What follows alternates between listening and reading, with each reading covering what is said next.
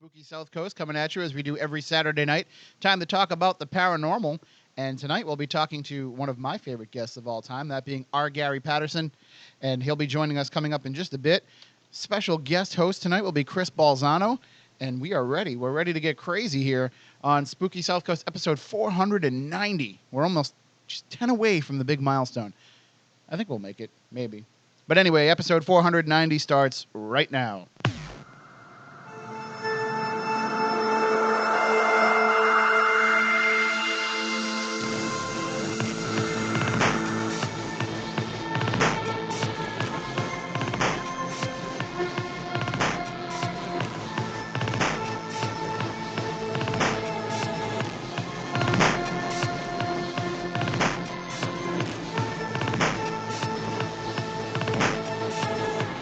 Good evening and welcome to Spooky South Coast. Tim Weisberg here, along with the silent assassin, Matt Costa. We're kicking it old school here.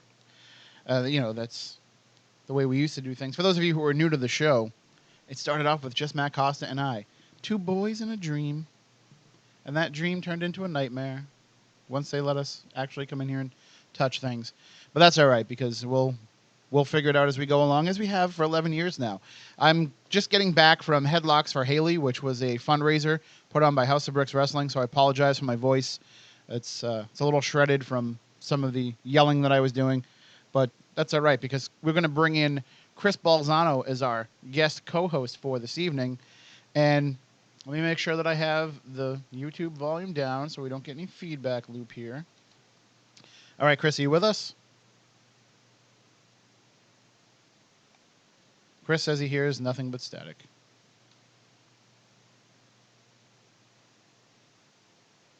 We're in internet computer there. We'll figure it out as we go along.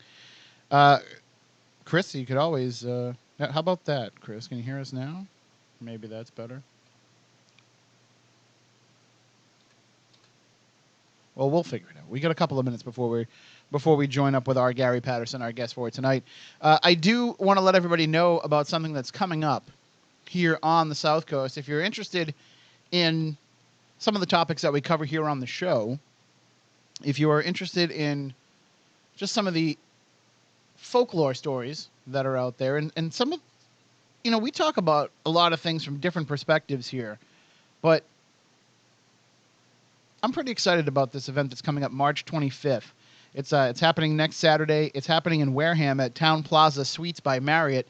It's being hosted by the Marion Institute. They're organizing what's called Living in Two Worlds as part of their 2017 Connector Series. And they're going to have a couple of very interesting guests. They're going to have Lorna Byrne and Mark Booth to present this presentation called Living in Two Worlds. Renowned Irish mystic Lorna Byrne and English author and publisher Mark Booth are joining forces. Together they will explore the intertwining roles of the feminine and masculine in mythology and alchemy. They'll also, discuss Lorna's angelic visions, offer spiritual guidance, and they'll field your questions as well. So they do have tickets available for this if you want to check out the Marion Institute's website, and you can get to that by going to, if I want to make sure I give it to you right. See, when you're coming right in, that's what happens. MarionInstitute.org is the website. MARION. MarionInstitute.org is the website to go and check it out to be able to get your tickets. I think we got Chris on there now. Are you there, Chris? Yes, I am. All Good right. evening. How's it going? It just took us a couple seconds. Actually, Matt figured it out. I'm not taking any credit for it. He's the one that always solves the problems. No, it was crazy. It was like hearing voices from the other side because it was like all staticky in your voice pattern, but I couldn't hear anything. That's all right. That's other than a low hum. You're better off if you can't hear me. Well, that's what I try to do, but sometimes I just can't block you out. Well, we do have some audio from one of the guests that's coming to the Marion Institute, something that he sent our way, and that we wanted to kind of feature. And I'm going to use this opportunity to get Gary on the phone, too. So I just got to see if I can get this file to open. Again, this is something that I would have done if I had thought enough to set everything up ahead of time, instead of just running over here from wrestling. How's the Tripping on Legends project going, Chris? It's going really well. We had a trip last weekend, which was really successful, which produced some pretty amazing moments before and after and during. And so we're just looking to get that information and get those episodes out to people. So we're trying to cut them as much as we possibly can. All right, and people can check that out where? The best place to go is, just Tripping on Legends, wherever you get your podcasts. We've got YouTube set up, so you can go to Tripping on Legends. Once you get into YouTube, just type it in and you'll be there. Or trippingonlegends.wordpress.com is kind of where we're doing our main blogging out of. And I'm trying to post as much stuff as I can on Spooky South Coast. So if you see us on Spooky South Coast, feel free to click in, shoot us a message, tell us what you think of the show. Absolutely. All right, well, what we're going to do is, Chris, just to let you know, your mic will be hot this whole time for me to play this. It's just the way that it goes. Okay. But I'm going to play this little clip that Mark Booth sent over for us to hear all about the presentation, The Living in Two Worlds, that people can check out next Saturday. Hello, my name is Mark Booth, author of the New York Times bestseller, The Secret History of the World. Anne Rice says, "Ever read Mark Booth's The Secret History of the World? I am reading it with great interest, finding it maddening, challenging, provoking, and inspiring. Beautifully written, this book has my mind on fire with argument and wonder. And that's exactly the atmosphere I want to try to create on March the 25th at the Marion Institute as part of the Connector series. It's an all-day event called Living in Two Worlds, and that's both the spiritual and material worlds and the feminine and masculine worlds. This year, I'm bringing my friend, the Irish mystic Lorna Byrne. In The Secret History of the World, I reveal the beliefs and sacred practices of secret societies, like the Knights Templar and the Rosicrucians, and show their influence on history. But the thing about these societies, who cultivate mystical states using spiritual exercises, is that they are all brotherhoods. They're very masculine. And in my books I also write about another tradition that is equally important, which is the tradition of the lone mystics, people who don't have to cultivate mystical states because they are born like that. And these lone mystics are mostly women. For example, Hildegard of Bingen and Bernadette of Lourdes. Lorna Byrne is like these mystics from history in some ways, and I'm going to talk about how her mystic abilities are like theirs. But she is also different in one way. She doesn't have to strive to see angels and spirits occasionally. She doesn't even see them regularly. She sees them all the time, all her waking hours. In fact, she can't turn it off. Imagine you could sit in the room with one of the great mystics of the past, with Hildegard or Catherine of Siena or Rudolf Steiner, and imagine you could ask them anything you liked about your own life or the life of the world or the world beyond. Well, that's what I'm offering you, care of the Marion Institute, on the 25th of March. I've said before that esoteric thinking is thinking out of the box, if the box is materialism. Be there or be square. I hope to see some old friends and make some new ones. Thank you for listening. All right, and that is Mark Booth. He will be presenting Living Two Worlds along with Lorna Byrne coming up next Saturday at the Town Place Suites in Wareham at the Wareham Marriott. It's that new hotel that's been built in Wareham. If you want to check it out, you can go to marioninstitute.org, MARION institute.org, to be able to... You can get your tickets there, but you can learn so much more about what the Marion Institute is all about, too. And if you're a local person, if you're somebody from this area, you want to check out some of the different things that they have, because this is a place where the kind of thinking that we do on Spooky South Coast is what they're all about there. You know, it's thinking outside the box, thinking about these different things, and putting on events like Living in Two Worlds, which, by the way, if you want to get involved, the general admission tickets, they are $100 each, and they are available, again, on the Marion Institute's website. if you want to find out. So we just want to let everybody know about that because it's something different that's happening in this area, and it's not often that you have world-respected authorities such as Lorna Byrne and Mark Booth coming to this area. I'm kind of excited, Chris, that it's actually in my own town. I don't know if I'll be able to make it out there to check it out because there's so much stuff going on. I know we tried to get them on the show so they could kind of promote it and kind of tell us a little bit more about what they were going to be doing. So we weren't able to get them on, but at least we were able to tell the people about it. Right, and that was the issue, is because they're so busy and they're actually presenting this in a number of different places that it seems like they're always traveling, so it's very hard to tie them down. So Mark Booth was nice enough to send us that audio to be able to get it so that we could actually at least hear a little bit about it from him instead of just me telling you about it. So, and anybody that goes to it that wants to check back and give us a report of how it goes, we'd certainly welcome that.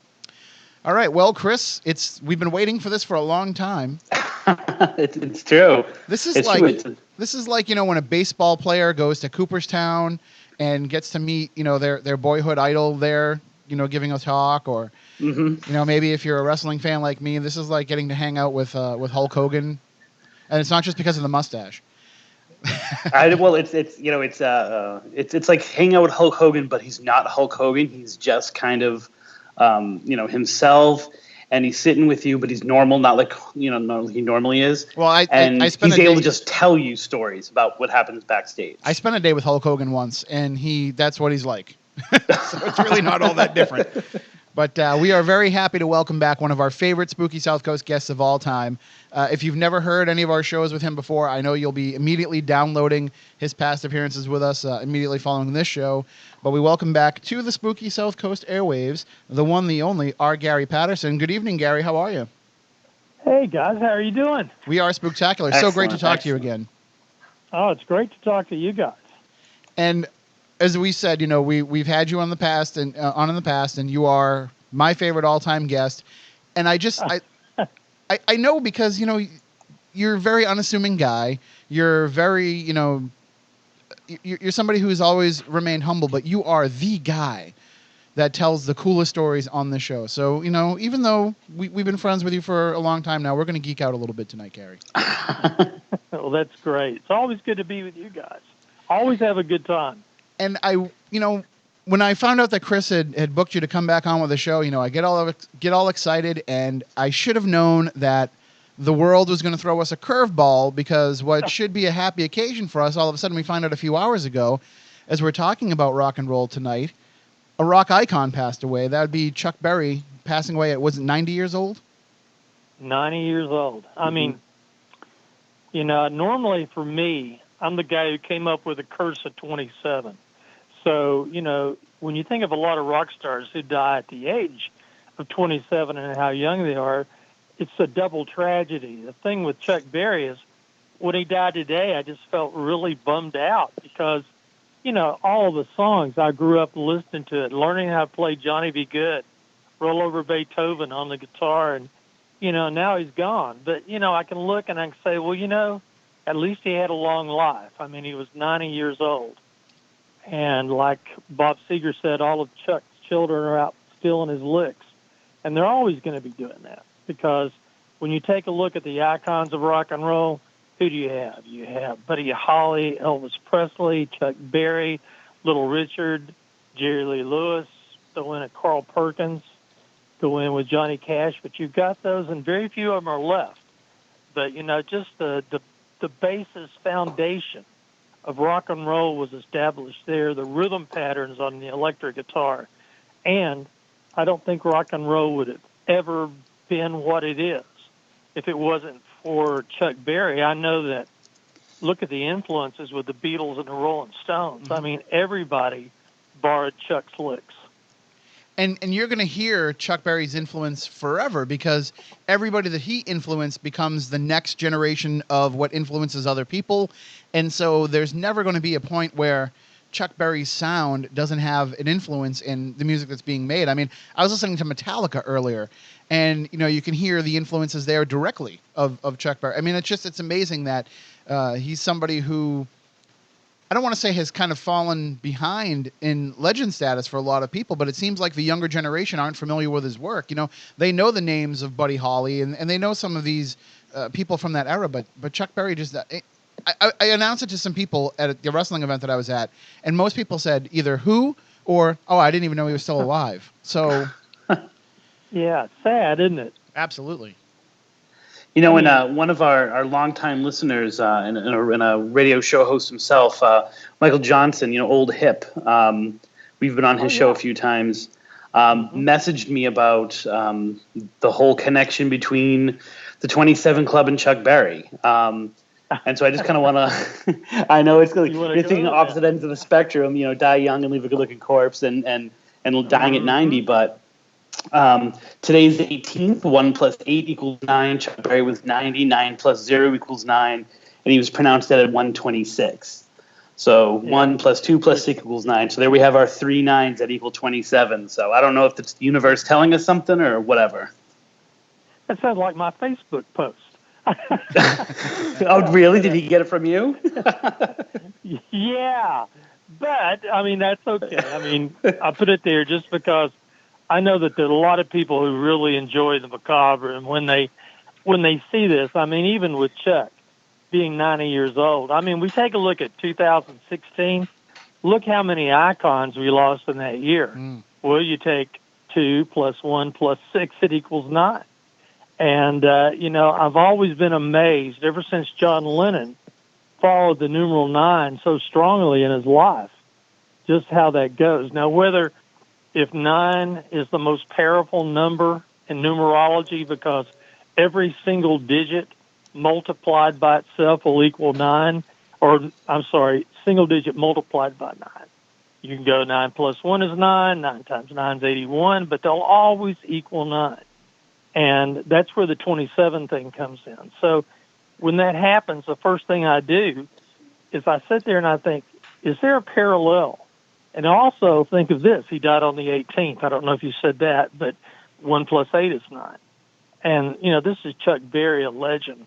And he's not a member of the 27 Club, but still the numeral 9 seems to have its sway from 2016 to Chuck Berry. And, what's funny about it, too, is, and for those who are unfamiliar, Gary, just give them an idea of what the 27 Club is.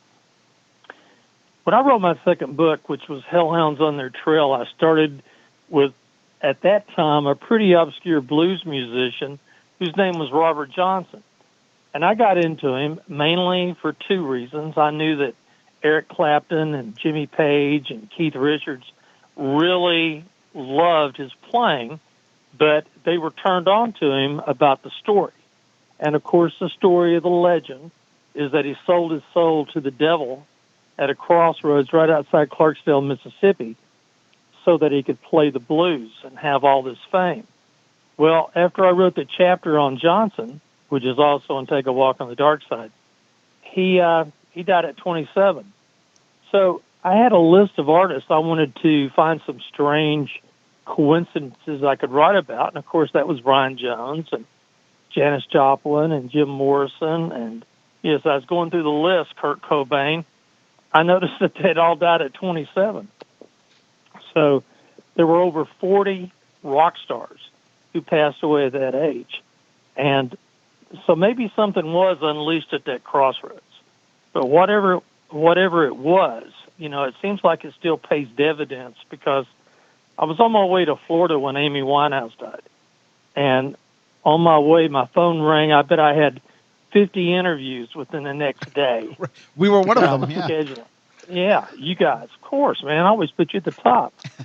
And always. And then they wanted to know about the 27 Club. And it's really odd, because just a few minutes after Chuck Berry died, I get a request for an interview, a television interview on Skype from Istanbul, Turkey.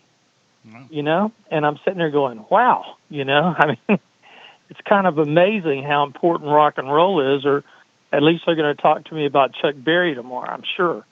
But, just all of this, the storylines, everything else with it is fascinating. So at 27, I always tell everybody, if you're a rock star at 27, stay out of small planes and don't take your guitar with you into the bathtub. Anything like that can end your career. The best thing to do is stay home and wait till you're 28. Well, hey, some of these folks who died at 27 were just days away from being 28.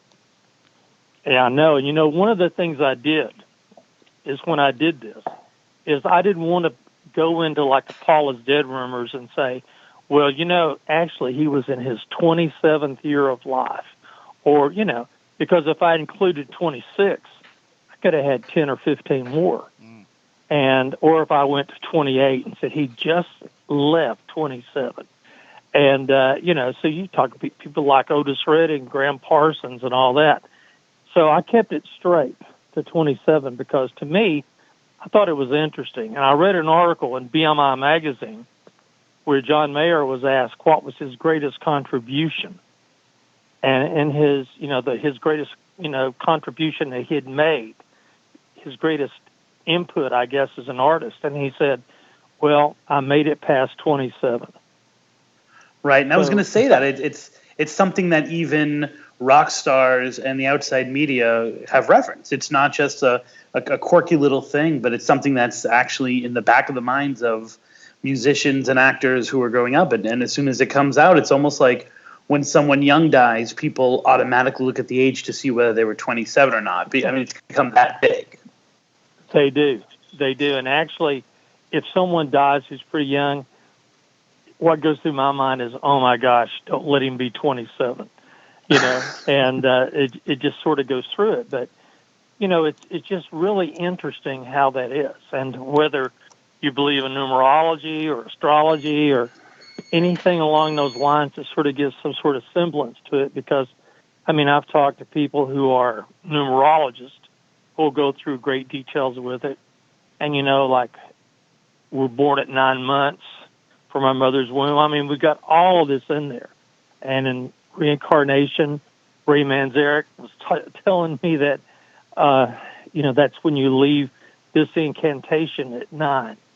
And so there are a lot of people who take it and they move it into the paranormal, move it into some of the other aspects of, paranormal sciences, I guess you'd say, and especially like astrology and numerology. But to me, it's an interesting thing. And in 2016, I'm not sure of any of the rock icons who passed away in that year who were 27. But I've never seen a year in which you would lose the heavyweights like a David Bowie. My gosh, that was just incredible. One year, the strange thing that I picked up on was we had 3 artists who died, and they died in alphabetical order. How nice was that? And I thought, this is strange, because their last name started with a P. I think the first one was Jean Pitney, and then one of the Pointer Sisters, which would be P.O., and the last one was Billy Preston. And it was like 1, 2, 3. And being a rock historian, I'm saying, my name starts with a P too, so I'm glad they went away from PA and went to PI. But, I was thinking, what would be the odds that you had 3 rock stars, 3 people, great songwriters, great artists, who passed away all within a few months of each other and in perfect alphabetical order? Now, that's strange. Well, and what's even funnier is that, we look at 2016 and everybody complained about how, 2016 was taking so many great icons. And I think part of that is, the younger generation was losing some of their idols, so it wasn't like it was, our parents' generation was losing people, and you expect to see that happen. You expect to see people pass away in their 80s and 90s. But we were losing people that were relatively young and people who still had a lot to contribute. And what's interesting about that is they were, like with Chuck Berry, somebody who has become, I don't want to have to use the word obscure, but it's become that way for a lot of people. It's a shame. But we were seeing people who were a lot more prominent, to see Prince go, to see David Bowie go, to see people who were in everybody's iPod was, I don't think I've ever seen a year like that with an impact like that. No, I've not seen one either. And to think about losing Prince, David Bowie, going through the list, Glenn Frey, and then you had 2 members of Emerson, Lake and Palmer, I think. I don't know if Greg Lake died in 2016 or was it earlier this year, but, you had Keith Emerson. And you're just sitting there thinking, these guys were some great icons. And of course, when you get to be in your 80s and your 90s, you're normally thinking, well, it's about your time. It's not anything that's going to make you stay up at night or make you ponder what metaphysical issue it is that's going to take you from us, because it's normally expected. Like Chuck Berry, 90 years old. Maybe just one of the greatest accomplishments was he was married to the same woman for 68 years. Wow. I wonder if we go back and we look at other years that have that 9 or that 27 connection, whether we're going to see the same kind of body count, to use an insensitive term. Looks like we started something. It'll be kind of interesting to see. I know that, I just know that 2016 was a terrible year. And if you throw in not just musicians, but you throw in some of the other icons, I'm just sitting here thinking, one of the most interesting pictures I saw is the one where they did a sort of a parody of the Sgt. Pepper cover. Did you see that? With all the artists who died in 2016? Yeah, right. Mm-hmm. Mm-hmm. Oh, man. And I was thinking, sort of puts it in perspective when you see them all standing there next to each other. And, I hope 2017 is not as bad. And by losing Chuck Berry today, it's like with me with John Lennon. When John Lennon was murdered in 1980, I grew up with the Beatles. And, rock and roll is so subjective. Some people think the Beatles are the greatest rock band of all time, or the Rolling Stones, or Led Zeppelin. Everybody's got their arguments that they can make for it. But to me, growing up with the Beatles, I never knew John Lennon. But when he died, it felt like I'd lost one of my best friends. I've never been as stunned as when John Lennon died. I know exactly where I was. I know exactly what I was doing, and I know it took me at least a week before I could even listen to a Beatles song. And when all that happens, it sort of just really has a massive impact. And, of course, he was 40 years old in 1980. So, you're thinking about he'd been out of it. He was watching the wheels go round and round. It wasn't somewhere in New York City, John Lennon. And he's taken. And that was a major, major blow for me. And today, I had the same semblance of it with Chuck Berry, because all I can do today is listen to Johnny B. Good and Roll Over Beethoven and some of his greatest hits, because the guitar licks are signatures. And as you were talking earlier, you have a lot of younger guitarists who really get into it, and they don't know who Chuck is. They recognize the licks. I remember reading an interview with Eddie Van Halen when they asked Van Halen what was his favorite guitar solo.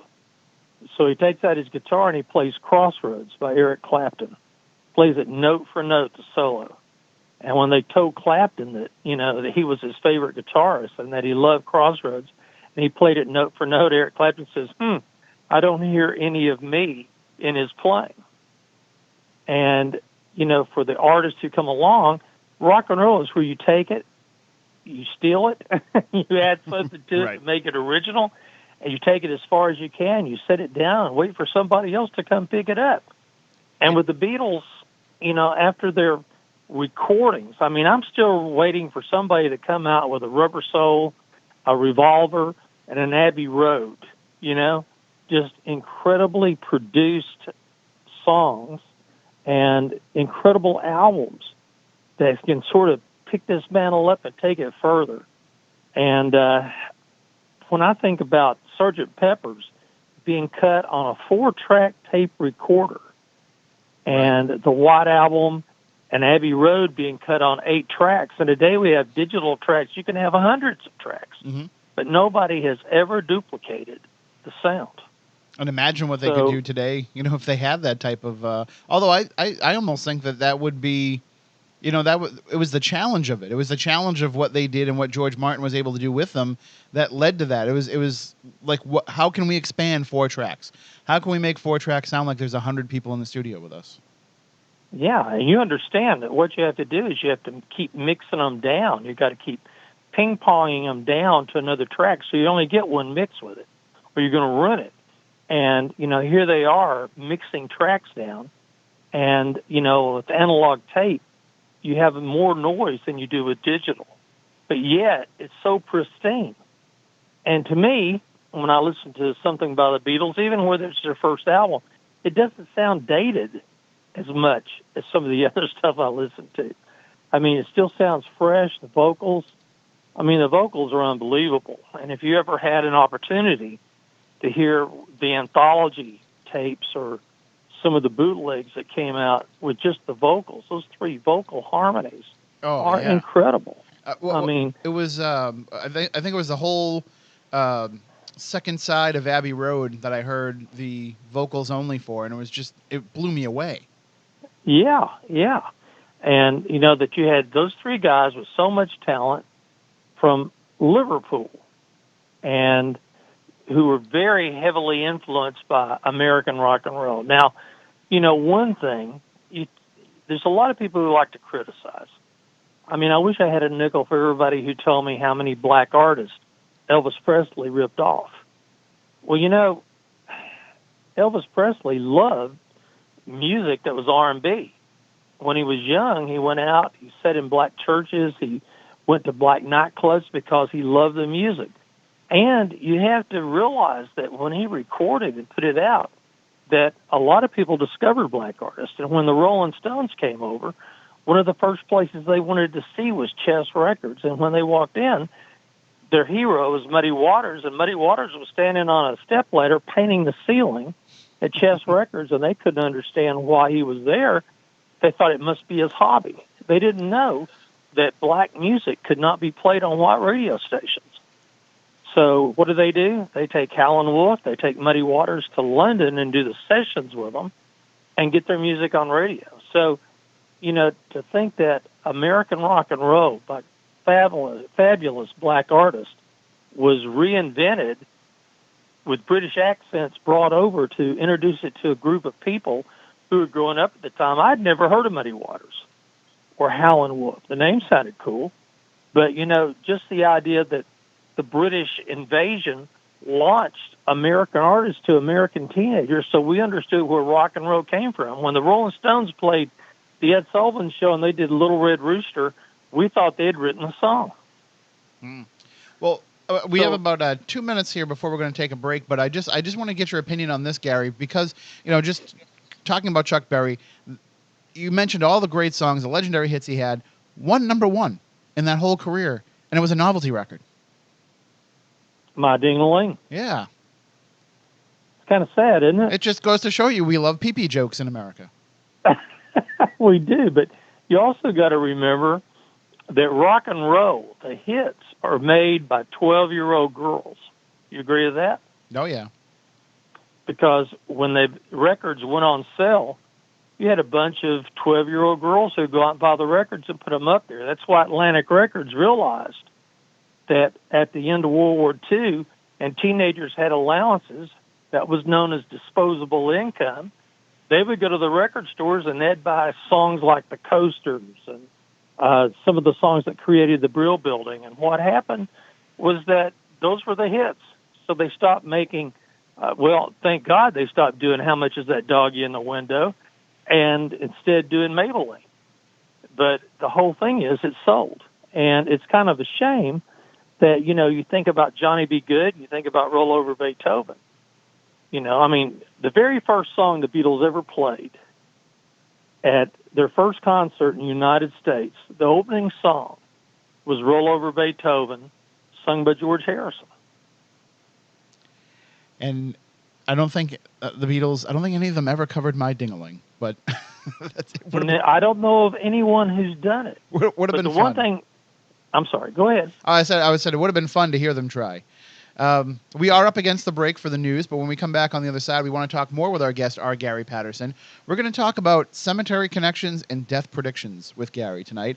And you can call in with any questions that you have at 508-996-0500, 877-996-1420. Lots of great people and great conversation going on in the chat room, which you can get to by going to SpookySouthCoast.com or by downloading the Spooky South Coast app for your Apple device or for your Android device, and you can join in all the fun there. You can watch the show, you can listen to the show, and you can interact with everybody right there. You can also do it on Twitter using the hashtag SpookyLive as well. We'll take a break for the news. We'll be right back. New Bedford.